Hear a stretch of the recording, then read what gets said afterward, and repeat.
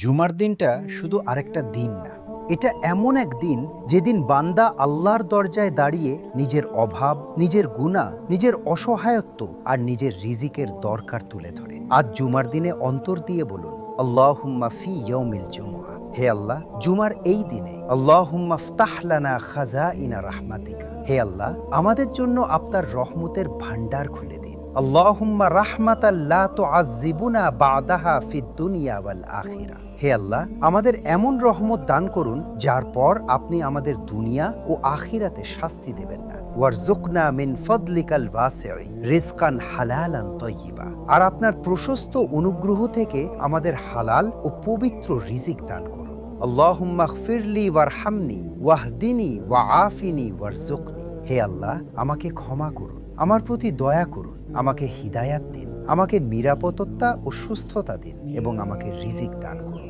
ভাই আমার, জুমার দিনে শুধু চাওয়া নয়, নিজেকে আল্লাহর কাছে সঁপে দিন। হয়তো আজকের এই দোয়াটাই আপনার জীবনের কোনো বন্ধ দরজা খুলে দিতে পারে।